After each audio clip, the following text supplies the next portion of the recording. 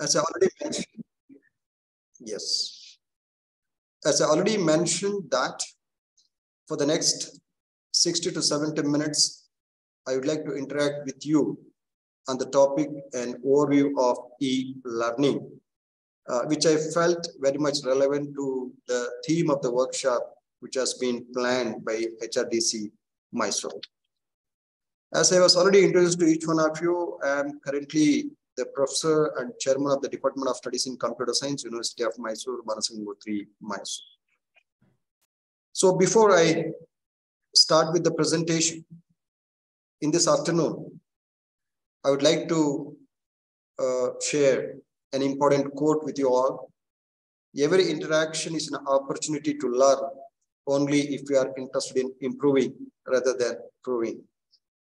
It's a very meaningful quote, and I found it very much relevant in this context.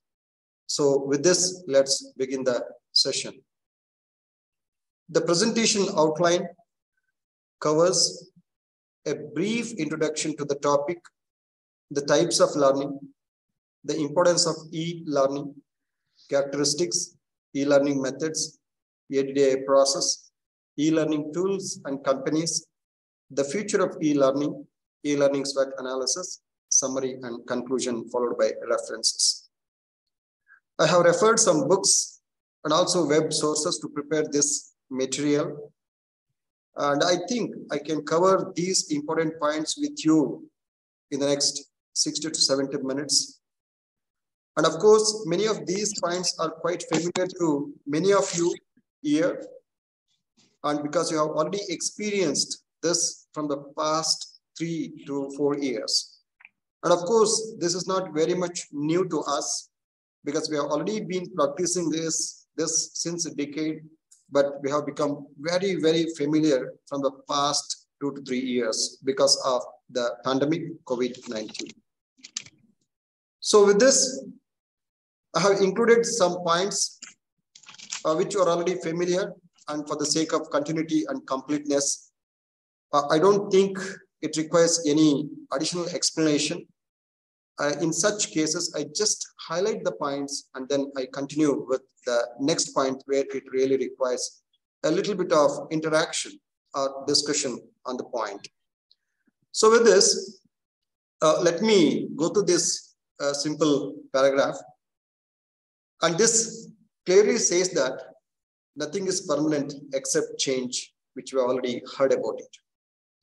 That means we live in a knowledge-based economy that is characterized by advancements in technology, globalization, intensive computation, and rapid changes in customer needs. To be able to consistently grow, cope with these changes, and stay ahead of the game, the workforce must keep itself constantly updated with new concepts, skills, and technology. Not only in business, not only in scientific applications or in commercial applications, even in education sector also, we are expecting a lot of changes because of the advancement of science and technology. And our traditional classroom environments have been shifted to a modern classroom environments where we try to integrate the technology to deliver the things to the students. And that's how we have get updated with the new concepts, skills, and the technology. It's inevitable. We cannot say that we cannot accept the change. It's inevitable that we have to accept the change and then only we can sustain. And that is the reason why we keep on updated with the new concepts, skills, and technology. And that's what I already mentioned. Nothing is permanent except change. And even in near future, we can expect much more changes in the education sector and also the pedagogy, what we are right now following to deliver the things to the students because of the advancement of science and technology. So with this, let me just define what's learning, because in this context, though we are all very much familiar with the definition of learning and we have been experiencing and we are the intellectual community, but still I just wanted to mention it just for the sake of completeness and continuity and to relate with e-learning, that's all.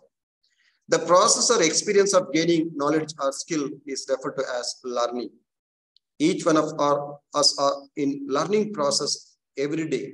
We try to learn something new in every day, and we try to incorporate that knowledge in our life just to make our life much more comfortable and also very precise. So the relatively permanent change in a person's knowledge or behavior due to experience. This is what I mentioned. Whenever we acquire a knowledge and a skill, we try to apply that in solving our day-to-day life problem. And then we will become very precise with such a solution once we get an experience, and that definitely changes our behavior as well. And that's how many times we say an experience is the better teacher, right? And definitely it's true that when we get an experience, then definitely our knowledge and confidence and the behavior, everything will be changed. So a process that leads to change, which occurs as a result of experience and increases the potential of improved performance and future learning. You can take any example in our day-to-day life that is true. Maybe it is a driving, or it can be a swimming, or it can be a cooking, anything as such. Once we get an experience, definitely we can find an improved performance, and also that knowledge can be used for a future learning. And altogether, we are trying to get more and more knowledge. We assimilate the knowledge, and through which we try to address some of the problems very, very efficiently and effectively in our day-to-day life. And that's what the overall process of learning. So with this definition, now let's look at the types of learning. So we call it digital learning in this new information technology era. It's a type of modern learning option which includes a combination of e-learning, online learning, and blended learning, along with offline digital learning. So today we have seen that many students and teachers, researchers, and many people as such, we refer a digital material whenever we want to study, most of the time, and through which the learning happens. And we call it as a digital learning. It could be e-learning, online learning, or blended learning, or offline digital learning, but we use the electronic versions of the material in different forms for the learning. And that's how it is called a digital learning. So more specifically, we call it as e-learning. It's a type of learning where internet technologies are used to deliver a broad array of solutions that enhance knowledge and performance. The students and the teacher interact online in this type of learning. So in fact, whatever we are experiencing today in this session is an example of e-learning, where we use the support of internet technologies and other applications. I, being here a teacher for this session, I am delivering something to you, and the audience are listening to me in a real-time environment, and through which we try to learn something out of it. Okay, we have already been experienced with online classes. Each one of you have engaged online sessions in the last 2 years because of the pandemic COVID-19. We were forced to do it, and we were forced to learn the technology, and that's how most of the problems related to education sector during that pandemic period were solved because of the technology. Thanks to the technology and the concepts of e-learning. And even today and even in future as well, this will become one of the forms of learning, right? It has to be. So with this, there is another technique called a blended learning, or types of learning called a blended learning.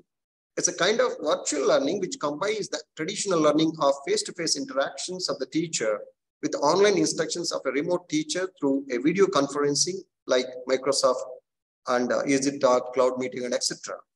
So as the name itself indicates, the blended means we can combine both the traditional way of teaching and learning with the technology. So it sometimes seems to be more and more effective.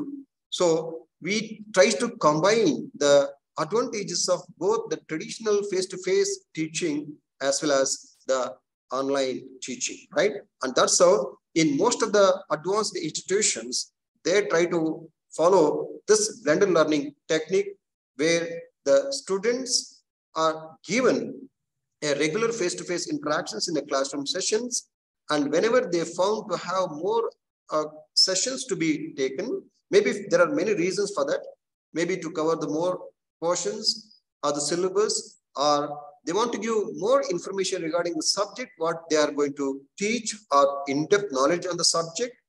At the same time, there are many students who are slow learners who need more number of sessions than normal. So such issues can be better addressed with the support of this blended learning technique, where the additional classes can be conducted online, or many digital informations or the supportive materials can be made online for the students to refer as and when they need and as many number of times as they wish.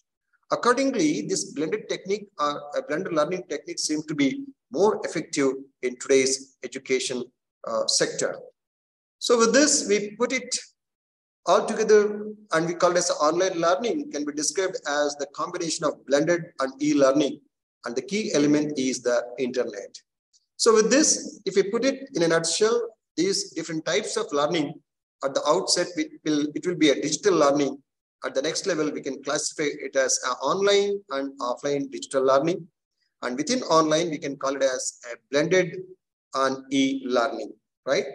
So with this background, and let's look into the significance of e-learning. Why e-learning?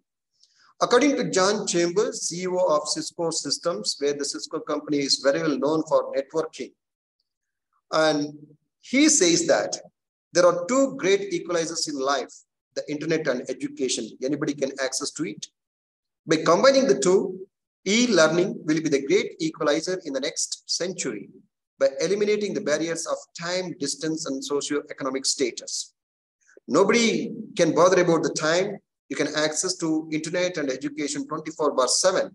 The distance doesn't matter. Sitting at your place, you can access to a digital library, which is in Harvard University or Michigan State University or any universities abroad. So the distance doesn't matter. And also the social economic status doesn't matter. We may be the son of a great personality or a rich person or a poor person, it doesn't matter. The socio-economic status will not come into the picture. So individuals can now take charge of their own lifelong learning according to their interest. And that's what is the equalizer we expect in the near future. And according to the CEO of Cisco. So with this, the other benefits of e-learning is it expands opportunity of education for everyone. And the quality of learning will be enhanced and also increases the delivery of learning and improves the efficiency of teaching. So, of course, you have already experienced all these things in regular sessions because you have been engaged in delivering online sessions to the students. But anyhow, we try to understand to a certain level of depth all these issues related to e-learning in our subsequent slides. Now, if at all I want to make it more precise, why e-learning? E-learning can be as effective as traditional training at a lower cost. I think this could be an example. Suppose if this was not the case, each one of you have to travel down to Mysore HRDC center and you have to attend the classes the whole day. But now because of this, you are sitting at your office or institution. In addition to attending the classes, you can also look at other very high priority issues or the tasks as well, because you need not travel to Mysore. And you can save time, and also the cost involved in conducting such training will also be reduced at the host place. And that's how e-learning can be as effective as a traditional training at a lower cost. And e-learning reaches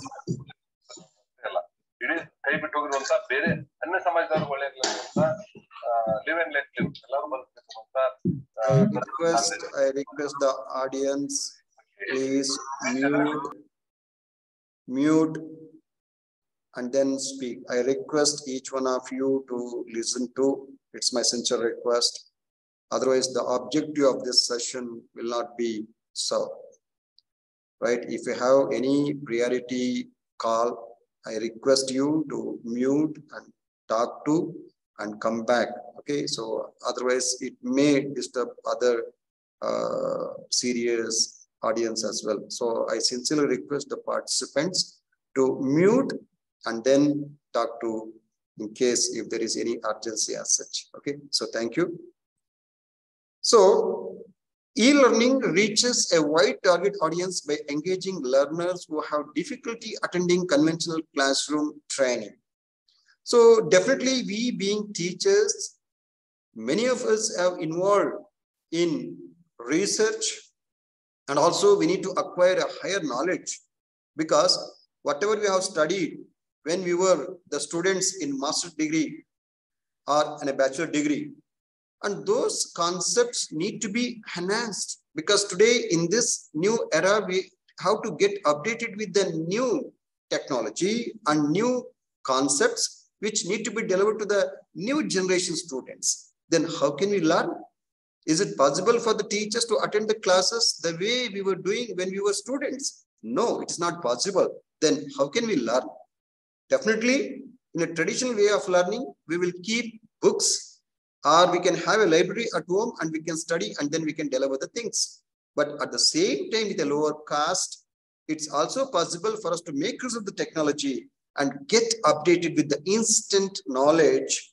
And we will provide such a very recent and authenticated knowledge to the students. And that's what is expected in this era. And that's how e-learning reaches a wide target audience by engaging learners who have difficulty attending conventional classroom training. And delivery costs for e-learning are considerably lower than those for classroom facilities. The instructor time, the participants' travel, and job time lost to attend classroom sessions. And many employees who are working for the private companies, maybe the corporate sectors or any other semi-government institutions, and they're also going for higher education because of online courses.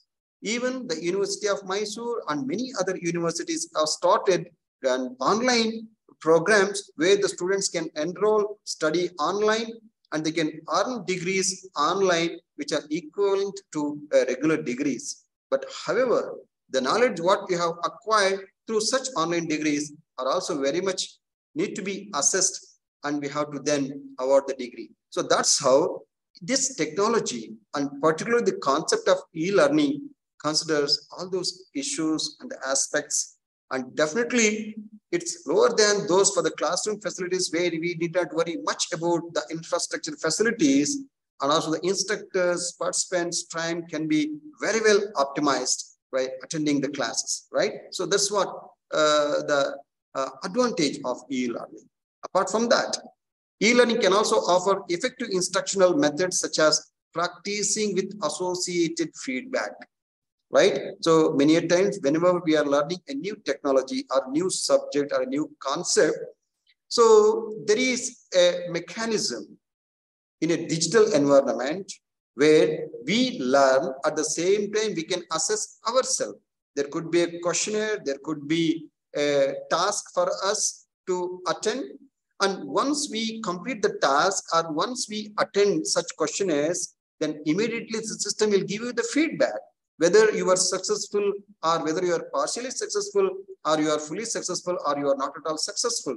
At the same time, you'll also get a reason why you are not successful while attending that particular task or a question, anything as such. So such a feedback is very much important for us to assess at every moment, so that we can have a track where we can always assess ourselves, the learning pace at the same time, whether we have learned properly or not. And such a facility is possible with the e-learning concept. Combining collaboration with activities with the self-paced study. It is not that we are learning alone. It's also possible for us to collaborate with others who are into the same domain or discipline. Many times we collaborate with other peers who are carrying out the research on the same topic or in the same domain, right? And similarly, we have the association of teachers, maybe related to mathematics, related to physics or economics or biochemistry or commerce, etc., where we have a collaboration and we can learn together and we can share our experiences, and through many activities, we try to have a better learning environment. And that's also possible with a lower cost, with the support of technology, with the help of the concept of e-learning. In addition, the personalizing learning paths based on learners' needs and using simulation and games. And particularly for the kids or for the students, it's always better to give them a demonstration-based approach to convince them certain concepts, right? For example, if at all we want to explain polar coordinate concepts in mathematics, or a gravitational force in physics, or some economics, right? Concepts of economics, right? So definitely such concepts can be better demonstrated or visualized with the help of simulation and games rather than just presenting in the form of text, right? Because many times students may not visualize, and once they are not able to visualize, they cannot understand the subject better. So it's always possible for us to convince the concept to the students through demonstration, through visualization, through fun and games, and we can create instant, interest and involvement in the students or the learners. And that is possible with a lower cost, with the support of the e-learning, right? You will see with some example images, which I will be sharing with you at the end of this presentation, right? So all learners receive the same quality of instruction because there is no dependence on a specific instructor, right? And this is what is the equalizer, which we have already mentioned, right? So maybe it is very difficult to personally attend the lectures delivered by an eminent personalities across the globe, but through online sessions or through e-learning platform, it is possible for each one of us to attend such a sessions, which we have already experienced, right? Because we have the YouTube channel where a lot of video lectures are made available, which are delivered by an eminent personalities, and we can listen to them. And that's how here all learners can receive the same quality of instruction because there is no dependence on any specific instructor as such. So these are the few advantages of e-learning. Of course, you can enumerate many more benefits of e-learning, right? So with this general observations, now let's look at some of the benefits of e-learning for teachers that improve their tutoring style, right? Okay, now let's look at the first point, and that's what is the connecting. Means e-learning platforms allow teachers to stay connected to their students outside of school hours in order to exchange resources, videos, ideas, methodologies, and pedagogical practices, right? We have already been experiencing it, right? Because we, maybe even you also have been practicing it. So definitely in our department, as soon as the students get admission to a first year program, MSc or MCA program, we create a WhatsApp group. And each and every teacher will create their own WhatsApp group for their course, and they try to interact with the students, and they try to make use of that as a platform to share resources, videos, ideas, methodologies, and pedagogical practices. Even they can conduct online session as and when required. Maybe there will be a student's presentation, online seminar presentation, assignment submission, etc. So all those things can be made possible with the support of the technology and by using the concept of e-learning. And that's what is the connecting. That's one of the important benefits. The flexibility. Among the benefits of e-learning for teachers is the large variety of different resources such as videos, text, presentations, and quizzes that they can use to adapt their tutoring methods to the learning styles of their students. So definitely in our traditional way of delivering things to the students, we used to write something on the board and we try to explain, right? But today the same can be advanced and enhanced where we can create the videos and text animations and presentation slides and the quizzes so that we can make it much more flexible and feasible and also attractive for the students to and make them engaged in the sessions. And the next is the innovation. The use of new technology gives teachers the freedom to experiment in their teaching practice and the ability to make changes if something doesn't work. I think, suppose, for example, you want to create a video lectures for your students, right? Because the today's presentation, what we are right now doing, has been recorded and can be made available for you to listen to any number of times and anywhere. So that's how even you can prepare such video lectures, and you can allow your students to listen to your own video lectures, right? Because you are the instructor.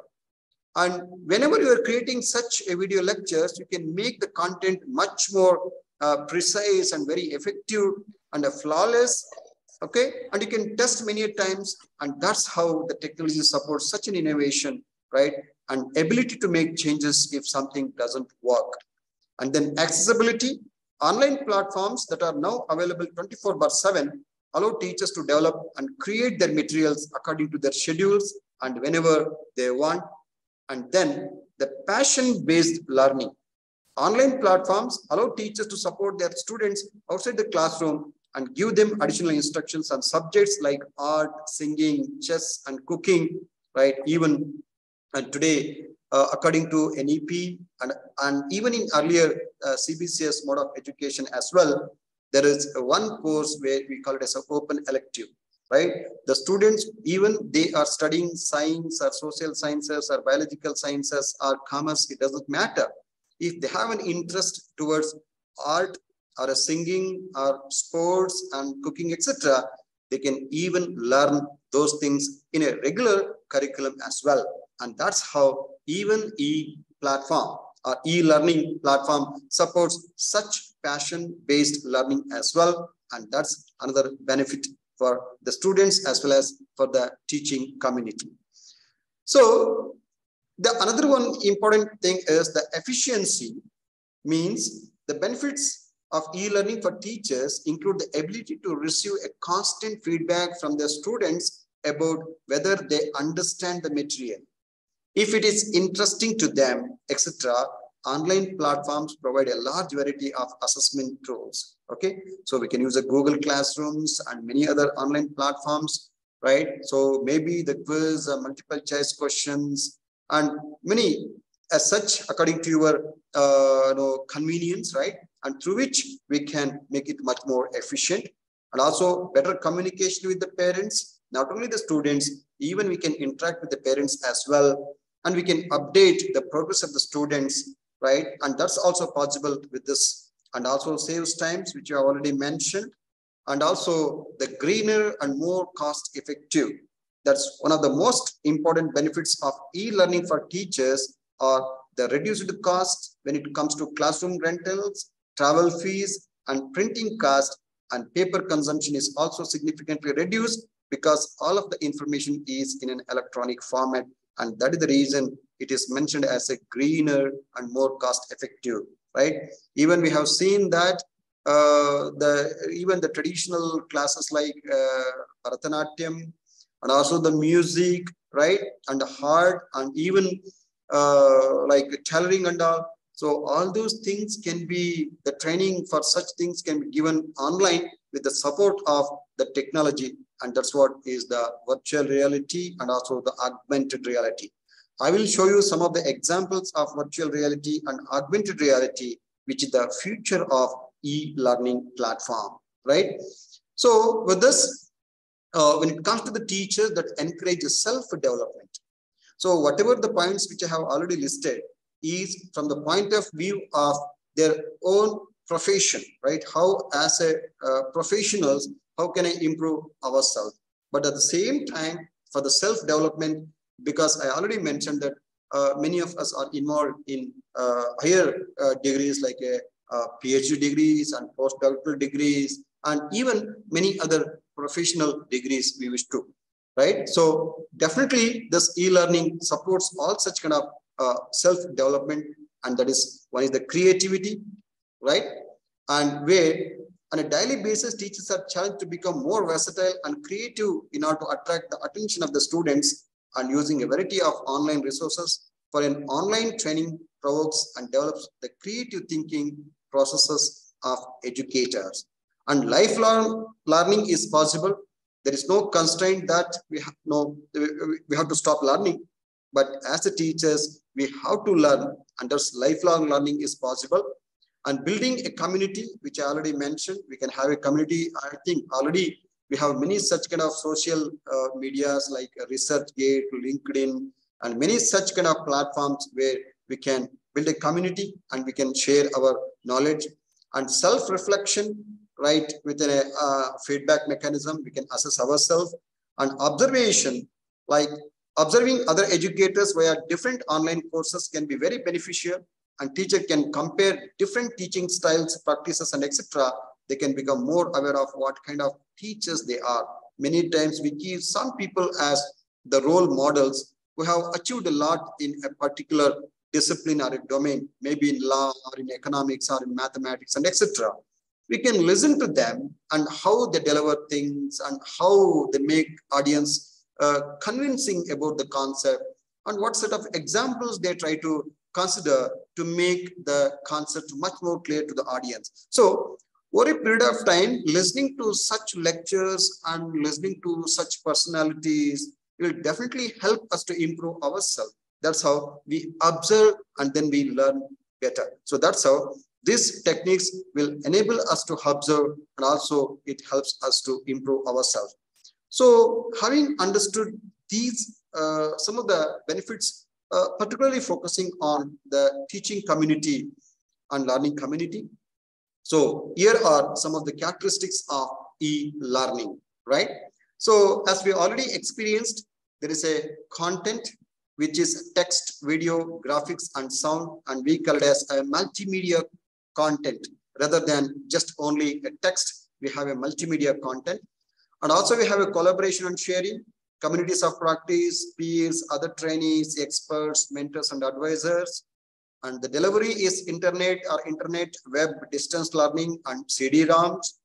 And administration like enrollment, monitoring, and progress assessment. And link to resources like other training materials, other web-based training, link to electronic performance support systems, and many more. And in addition, there is a learner's control, that is with the practice, pacing, feedback, content, and accessibility.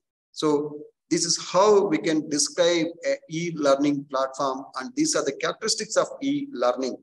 So of course, very recently, the Department of Higher Education has made it mandatory that each and every schools and colleges and the students' information need to be recorded in Unified University and College Management System, which is one such platform where all the students and teachers, everybody's information will be made available in that. And it supports all these kinds of features as a complete e-learning platform, not only e-learning and many things as such. Okay, so because of time constraints, I'm not getting into too much of technical details of these characteristics because I hope that you have already experienced and you are quite familiar with all these things. So with this, I just move to the next. That's building an e-learning culture in any educational institution or a sector. The three important components in building any e-learning culture is a teacher, administrator, and a learner. Okay, so a teacher must develop knowledge and skills with advanced technologies and understand learning and its need, facilitate learning, and create learning opportunities. So this is what is the responsibility as a teacher in today's technology era. As an administrator, create learning environment, provide ICT infrastructure, resources for lifelong learning. So if you are an administrator in an institution, then this is what is our responsibility. As a student or a learner, a student must be a self-directed, self-motivated, self-regulating, and lifelong learning. With these three key elements, we can build an e-learning culture. And thus, of course, there are many more technical things need to be studied, but at the surface level, we should understand three important elements to build an e-learning culture in an education institution. So when it comes to approaches, there are two general approaches to e-learning. One is self-paced, another is instructor-led, right? The self-paced means definitely we being the teachers, we cannot expect that there is a teacher for us to learn new subjects. With whatever the experience we have already acquired from the past, learning, we can learn any new subjects independently, right? Because of technology, we are able to access audio lectures, video lectures, any other reference materials over the web. With all the supportive materials, we can learn on our own and we can get knowledge updated ourselves, and then we can deliver the same content to the audience, means the student community. And such a approach is referred to as a self-paced.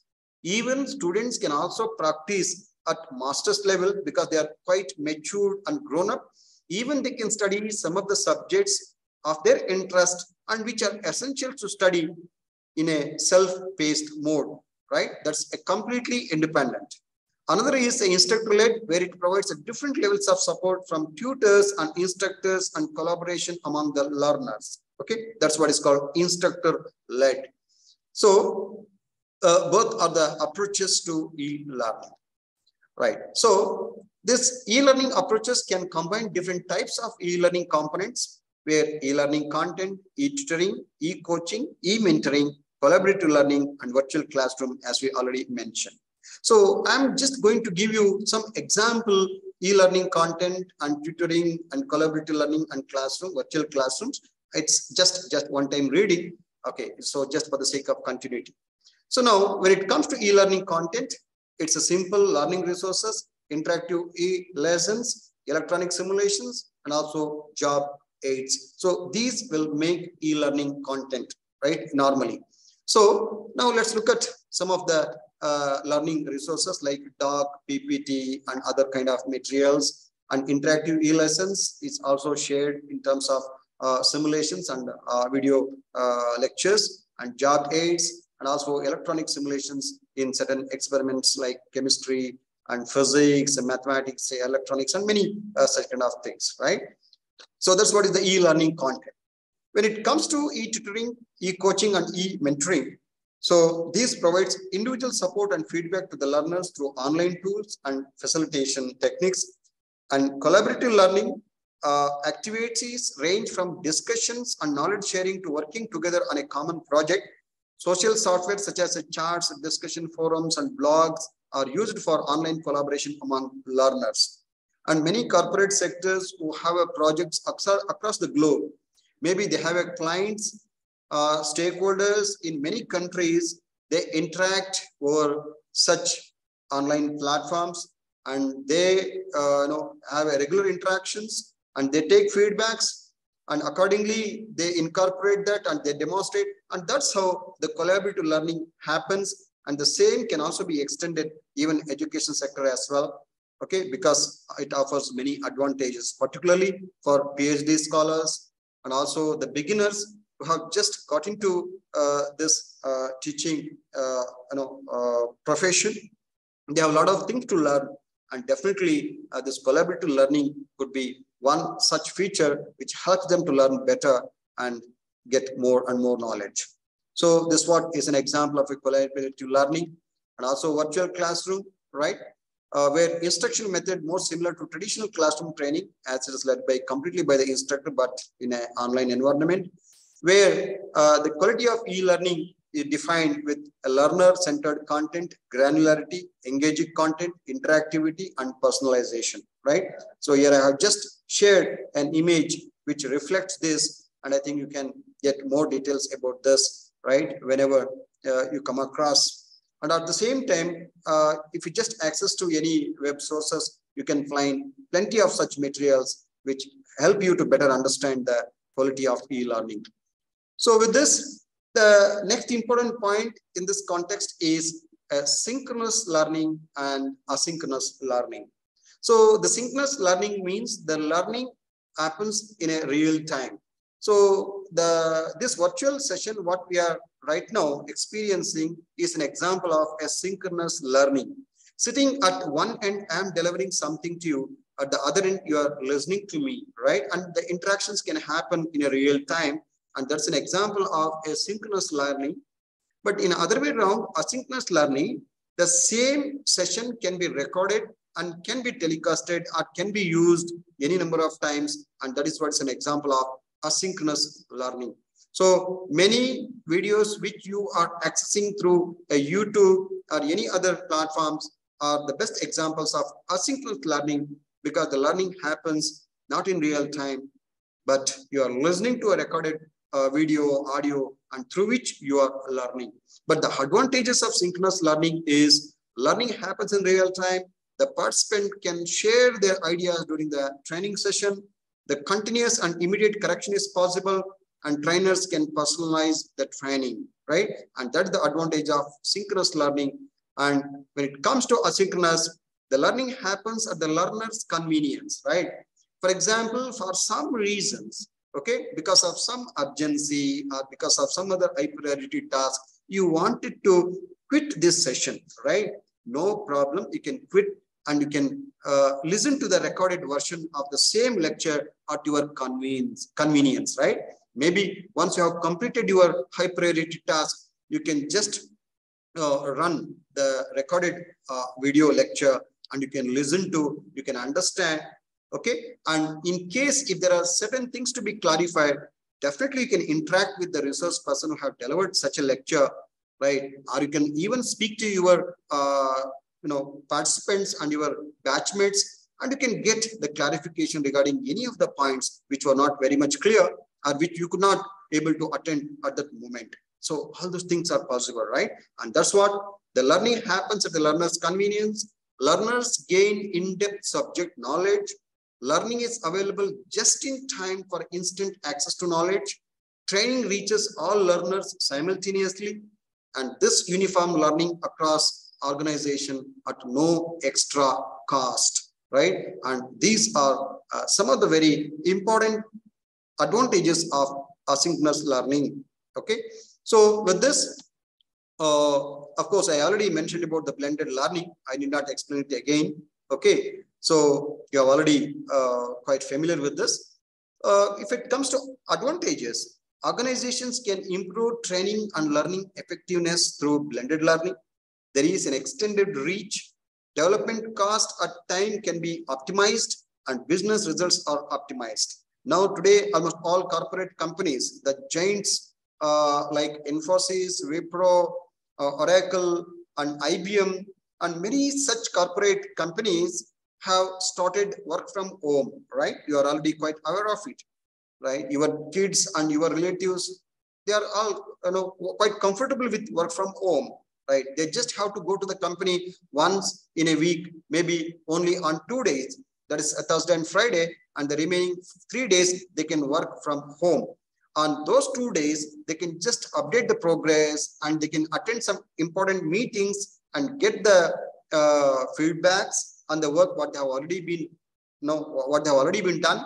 And again, they can work from home and they can complete the task. So that's how they are trying to blend the traditional with the technology and they try to optimize. So definitely the business results are optimized with a lower cost. And that's what is the blended. So to sum up, here is the comparison between the traditional versus e-learning methods. So in a traditional, physical limited size, it's a synchronous. In e-learning, unlimited, asynchronous, synchronous, anytime, anywhere. So the content-wise, in a traditional classroom, it's a PowerPoint, transparency, textbooks, library, video, and collaboration. But when it comes to e-learning platform, you can use multimedia and simulations and digital library, on-demand videos, audios, and etc. Synchronous and asynchronous communication is also possible. When it comes to personalization, one learning path, and the audience have to listen to the teachers, no other options. But when it comes to e-learning, learning path and pace can be determined by the learner, right? Because it's very much personalized, okay? So definitely in an asynchronous mode of learning or approach, every listener can choose their own learning path and the pace, and they can learn at their convenience. And that's what is the advantage of e-learning when compared to the traditional. So in another viewpoint, if I compare e-learning with the traditional learning, e-learning is student-centered and traditional is teacher-centered, and it's a multimedia, a single media, collaborative work, isolated work, information exchange, information delivery, skill-based learning, factual-based learning, technology-enabled learning, bricks and board, pull approach, and the push approach. So I think you can explore to the next level of detail all these things, and you can focus and you can get much more, right? So if at all we want to get into the depth and we have to explain each and everything, so definitely it takes more time. Okay, but I'm just giving you only at the surface level the comparison between the traditional and e-learning methods. There is much more to explore if at all we get into the depth of each of these features to compare traditional and e-learning. So the next thing is the model for developing e-learning course, but of course it takes much more time to go into the depth. For example, if we want to create such a e-learning course, okay, because according to UGC, every permanent teacher who is working for an institution like university or any college, so they can offer an online course of their interest, right? Any subject for that matter, the UGC will fund, and I heard that I think some 12 lakhs of rupees will be given to the teachers, and the teachers can create e-content and create their own channel or a portal where the students can enroll for such online courses, right? And they can deliver a lecture, and that's how they use this platform for learning, right? And you might have already heard about the MOOCs, massive open online courses, and also the SWAYAM platform, right? At present, I think more than 60 plus universities across the country, they are offering such online courses under SWAYAM platform and MOOCs platform where the students can enroll. And that is another key features of national education policy, right? It says that 40% of the credits can be earned online, and that can be transferred to the regular courses, right? So that's another key feature where the flexibility is given to the students and student center, and they can enroll for the courses in any universities across the globe where they feel they get a good content and good training. So that's how even we can also think of coming out with such a, and we can offer such a course under MOOCs platform. And whenever we are offering that, then we need to understand how to develop e-learning course, right? So this is the model, like analyze, design, develop, implement, and evaluate. I quickly just highlight.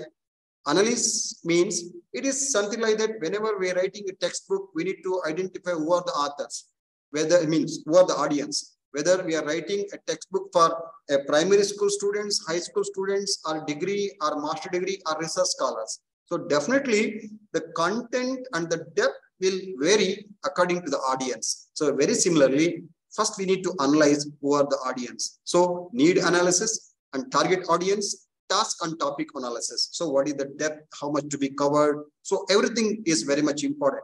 And once we analyze that, then we map it into the design, where then we formulate the learning objectives and sequencing. It is like sequencing the chapters from fundamentals to advanced concepts, right? And there should be a very good organization between the chapters, and there should be a continuity. The reader can understand the concept in an incremental way from simple to a complex, right? So that's what sequencing, instructional strategy, and delivery strategy, and evaluation strategy. So whenever you deliver a particular content to the student, how you are going to deliver, whether it need to be delivered through some kind of demonstrations and some kind of simulations or some examples, right?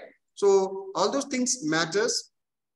And also the evaluation strategy, how you are going to evaluate a student. Maybe at the end of the chapter, we are going to put a self-study questions or some other questions where the students can assess their progress, having attended those questions and having studied that particular chapter as such. So that's how we are mapping the task and topic analysis to the design, and then the development, where we use the technology to develop that e-learning content, that is a content development, storyboard development, and courseware development. So that is totally a technical aspect.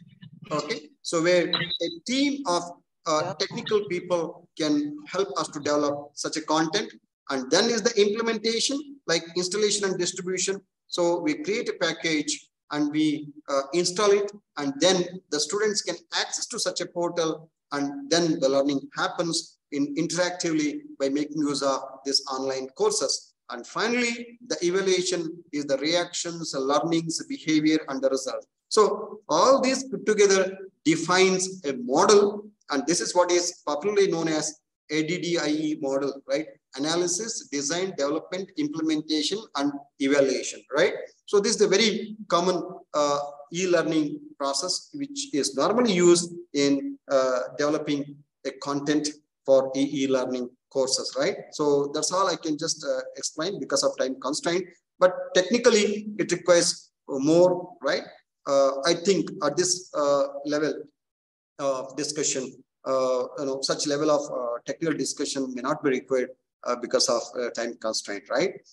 So that's hard all about the e-learning process. So when it comes to e-learning tools, we have email, a very common tool which we are all quite familiar, right? Every day we will access to our email and we use it for a communication. So every teacher and student should have an email account, communicate with students, parents. Students can submit assignment, can have attachments, create a paperless environment, simple but effective, efficient, and cost effective.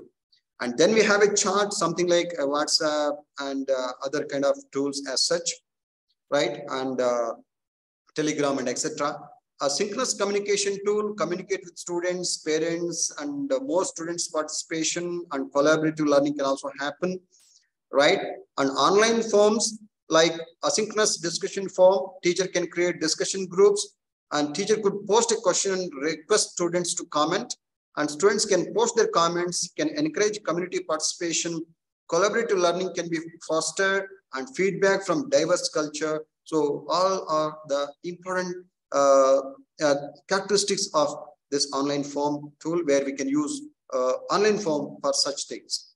Then is the web, a wide range of materials available. Teacher will need to know, narrow down. It's a resource center, sharing of resources, supported by images, audio, simulation, and multimedia as well, right? So video conference is quite familiar to us, all of us, okay? And for the same purpose, we can use it, but in a next level of detail, where we have a live lecture, communication with students, parents, audio and chart and whiteboard, support sharing of applications, can be recorded and later be used for on-demand lectures. Demo can also be taken into account. So these are some of the tools. Of course, many more are there, but these are some of the very popular tools which we have already come across in our day-to-day life. So with this, there is a top 10 e-learning companies in India. Few of things are quite familiar to you, like Byju's. We have seen advertisements in televisions and many other online, right? Programs. So Byju's is one such. Dexler Education, EduCamp Solutions, IGNO, NIIT, EduCard, Simply Learn, Jesus Learning, JS Learning, Merit Nation, ExcelSat. All these are the top 10 e-learning companies in India, right? And you can get more information regarding these companies if you are interested and if you wish to know these things. So apart from this, there's an e-learning platform, which I already mentioned, like MOOCs, where we can use a Coursera or a FutureLearn, which are MOOCs platforms, and also virtual learning environments such as Learn or Blackboard, video streaming services such as YouTube, which we are already familiar, and virtual instructor-led training, VILT, like WebEx or webinars, quite familiar, discussion boards, Facebook and WhatsApp, forums, LinkedIn and ResearchGate, and podcast, a recorded program of talk, music, and etc. So these are some of the e-learning platform many of us have already experienced, and we have a lot of things to explore, and we can make our learning much more advanced and to the depth. So that's all about MOOCs. I need not explain more about the MOOC, which quite is familiar to each one of you. But here are some e-learning platform under MOOCs like Udemy. A huge variety of courses are available. 30-day refund policy, free certificates of completion, and Udacity is another platform where nano degree program suitable for enterprises, paid certificates of completion, and data camp, free certificates of completion focused on data science skills and flexible learning timetable. And another is EDX, that's university level courses offered here and suitable for enterprises, paid certificates of completion. So similarly, Coursera, Skillshare, LinkedIn Learning, Khan Academy. So many are there who offers e-learning platform under MOOCs. So with all this, I just take a few more minutes to let you know the future of e-learning through virtual reality and augmented reality. So many of you have heard about the virtual reality and augmented reality, and some of you, maybe the terminologies are quite new, but I'm sure the next e-learning platform will be the virtual reality and augmented reality, where we try to make use of the technology to provide a complete real environment, right?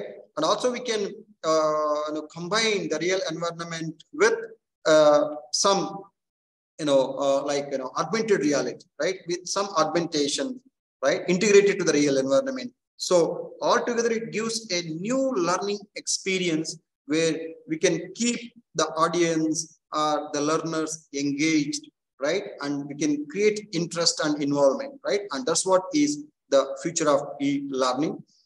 And according to the survey, this VR and AR have really shown a good performance in terms of the learner's attention, understanding, retention, behavior, and also the motivation, because it's a 3D world. So here is the statistics given by the experts in a survey. The attention, it says 100% of the teachers felt that pupils paid more attention in 3D lessons. 92% of the pupils were regularly attentive during 3D lessons compared to only 46% in standard lessons. Without 3D, less than half of the classroom are actually paying regular attention. So pupils with attention disorders showed a positive change in attention levels and communication during the 3D part of the lesson. And this is with respect to the attention, right? This is the statistics done by one of the survey companies. And when it comes to the retention, right? Because we already experienced that when the kids watch a movie, they remember the sequence and stories much better than reading their own topic in the textbooks. And that indicates the memory retention is quite high when we visualize the things, right? Or when we watch such things. So that's the example reality. So according to this retention, the pupils taught in 3D could remember more than 2D class after 4 weeks of having studied the material. And learning in 3D doubled the rate of improvement from pre to post testing by 17% compared to 8% in 2D learning. And 3D taught pupils were more likely to recall detailed sequences of processes and were able to order concepts better. That's what is the retention. Understanding, and pupils taught in 3D are more inclined to ask more complex questions. 100% of the teachers with 3D animations made the students understand things better. And teachers found that students discovered new things through 3D and had enhanced skills in describing their learning. And that's what is understanding level. When it comes to the behavior, 70% of the teachers noted that the pupils' behavior had improved when using the 3D. The use of 3D led to positive changes in communication patterns and improved classroom interaction. Apart from that, when it comes to the motivation, higher levels of pupil satisfaction with 3D learning, and pupils noted happier teachers when teaching using 3D. So this is just a survey which I got from some web sources with respect to the future of e-learning through virtual reality and augmented reality. So here are a few example simulations which I want you to just watch. Hope this is quite visible to each one of you, right? Is it okay? Is that example GIF images playing correctly? At your end? Anyone, please? Hello? Sir, it's clear. Yes, madam. Thank you. Thank you very much for the response. So It this is is how the internal simulated, mechanism of a lock works. And many of us are quite familiar in using a lock, but many of us, we are not quite aware of how exactly a lock works, right? So if we explain the concept to the students with such kind of simulations, then the students can better understand the mechanism, right? So this is just an example GIF image which tells you how internal mechanism of lock works. And here is an example. A cheetah uses its tail to counter torsion, keep balance as it chases its prey. Now look at here, you can just see how the tail of a cheetah balances when it's running faster to catch the prey. So all these things we can explain to the students with the technology, with such kind of simulations. And here is an example of beans tendrils slowly rotate to find the solid supports to climb. And this can be simulated and can be shown to the kids. And here is the development of the human face in the womb. You can show such kind of morphology, right? How a cell can be ultimately formed into a human being, right? So development of human face in the womb. And here is how chains are assembled, right? So this can also be easily demonstrated to the students. And this is an example of dogs cup their tongues like this to lap up water. Now you can see how it gets the water, right, while drinking water from such vessels as such, right? Look at this. So these things can be better explained to the kids to make the concepts much more clear. So these are only an example GIF images, but you can find many more realistic examples as such. Okay, so with this, when it comes to VR and AR, a virtual reality environment, it's non-immersive, semi-immersive, and fully immersive, right? For example, a video game is a great example of a non-immersive virtual reality experience. And a virtual tour can be a good example of semi-immersive virtual technology. And there is another one which is a fully immersive. That's a Birdly VR. It's one of the most acknowledged and most amazing immersive virtual reality experiences. This experience allows you to fly like a bird and leaves you wanting for more. So some of you, out of curiosity, you can experiment and you can experience this Birdly virtual reality app, where you can get that an experience of how we can fly like a bird, right? Where we can get a fully immersive experience with this virtual reality. So with this, here is one example I just wanted to share with you with an augmented reality. And this is what is called a Google Street Map, right? In future, because we are all quite familiar with Google Maps, whenever we are traveling to unknown places, we use a Google Map, and the Google Map will help us to track direction, and we can reach more or less the destination accurately.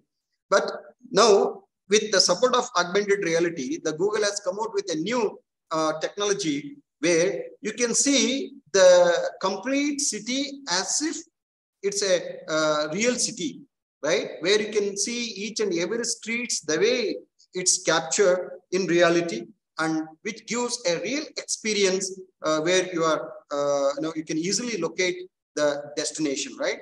And that's what, with the support of augmented reality, and that can also be explored even in the teaching and learning that's in e-learning platform. So an augmented reality is an interactive experience that combines the real world and computer generated content. So here's an example: Google Street View, and even pitch summary in cricket, interior decoration app, Google Class, neurosurgery, and many more. And this is an example of interior decoration app. You can see the wall, and whenever you purchase any furniture, sofa, or any interiors, you can experiment it before you purchase or before you place it, right? And such a virtual experience, you can get it through this augmented reality. Look at here, the person with the mobile is capturing the background of his dining hall, and also is verifying if I purchase this kind of sofa and if I place it somewhere here, how it looks. So all those things can be verified, and then we can make a decision. And that is with the help of this augmented reality. And similarly, there is a neurosurgery where whenever there is a risk in performing any operations or anything, so then they can study all those things in a such kind of virtual environment. They make sure that, and they learn, and later they can get into the actual operations or something like that. Okay, so that's what is the support in a medical field. A lot of innovations are going on. Research is going on in the medical domain as well, where these kind of techniques can be used, and particularly for medical students, right? It offers a greater advantage, which has already been proved in a medical domain as well. So with this, when it comes to advantages, risk reduction, reduced time taken to train the staff, increased contextualization, cost savings, and emotional responses, and also the memory retention. So to sum up, these are some of the very important advantages we can look into when it comes to virtual reality and augmented reality. So there are many more such benefits we can get out of these new technologies as well. So with this, there is an Edgar Dale's cone of experiences. I just shared this with you, which I got quite interesting. The people generally remember learning activities, and people are able to, that is learning outcomes. So because today we all call about the outcome-based education, right? Skill which we have to acquire out of our education, right? It is not just only the knowledge, but at the same time that need to be converted to the skill which enable us to perform a particular activity, right? That's what. So according to this Edgar's Dale's cone of experience, he says 10% of what they read, 20% of what they hear, 30% of what they see, 50% of what they see and hear, 70% of what they say and write, 90% of what they do. So that's how this technology will offers the learner to experience what they do, and that's how they can learn 90%, right? And that's what, okay, so that's what is an example. So read, hear, view images, watch videos, attend exhibits, sites, watch demonstration, participates in hands-on workshop, design collaborative lessons, simulate, model or experience a lesson, design platform, a presentation, do the real thing. Okay, so that's what is the final conclusion out of these advanced technologies. So with this, of course, the strength, I can see ability to offer education to a large number of students from distant locations, and education is no more accessible to people with limited financial resources, less time commitment necessary for corporate students, best instructors making best courses available to everyone. That is what is the strength. The weakness, of course, large commitment to technology needed from universities and corporations offering e-learning courses. Lack of face-to-face contact with students is one such challenge which e-learning really faces. And I think we can overcome that with, to some extent, with a blended learning technique. And current technology does not support low-cost, high-bandwidth, synchronous student-teacher interaction. That's the weakness. The opportunity is ability to reach the world instantaneously with the latest news and technology, ability to train sales force and employees about the product advancements, access to courses from a varieties of universities, and decrease long-term education expenses by shifting learning programs to the web. These are the opportunities. And the threat could be lack of students' interest. To be successful in any e-learning, a student's responsibility and self-interest and discipline is quite very much essential, but that's one of the challenge or a threat to this e-learning. And equipment and technology requirements restrict adoption of e-learning, particularly the countries where we have a more populations and a lot of challenges at rural places and all. So that could be another threat. And lack of human interaction deters the learning process sometimes.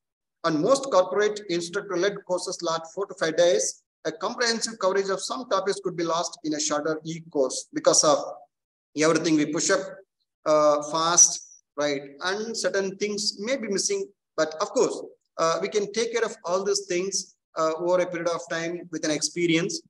Maybe certain, some of these things could be addressed, and we can overcome these limitations and the threats. So with this is a summary. Okay, so I did not go through it. You please just, anyhow, I am going to share this material with you all. You please go through this at your convenience, right? And in case of any clarifications, you are most welcome, and you can just meet me anytime, anyhow, right? So with this, in conclusion, ICT and e-learning offers opportunity to raise education standards in schools and colleges, which has already been proved. A large range of ICT tools are available for teaching and learning and close the gap of digital divide. Involvement of teachers and parents is very much important. Schools and colleges will need funding, access, and training. So with this, just use these materials to prepare this, references to prepare this material, a beginner's guide to understanding the basics of e-learning and e-learning technologies, a guide for designing and developing e-learning courses and other web sources. So with this, I thank you all for your patience listening. Now I can take any questions from you before I wind up this session, right? Okay, so because within the stipulated time of just 60-65 minutes, I would like to give you an overview of the entire e-learning. But of course, if at all we need to give it at a technology level, the audience must be a little more aware of the technology, and they can understand. But I believe that for this audience, an overview is quite okay. And based on your interest, you can learn much more, right? And it's always a lot of opportunities are there for you to learn to next level of detail, right? So now, if there are any questions or any clarifications, you are most welcome. Please.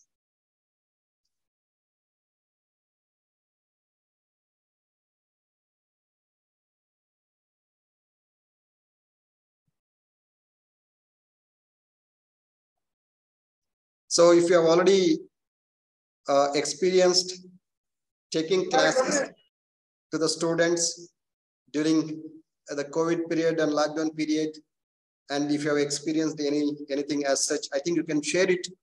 Or if you have any technical questions or even any general questions, feel free. I try my level best to answer your question.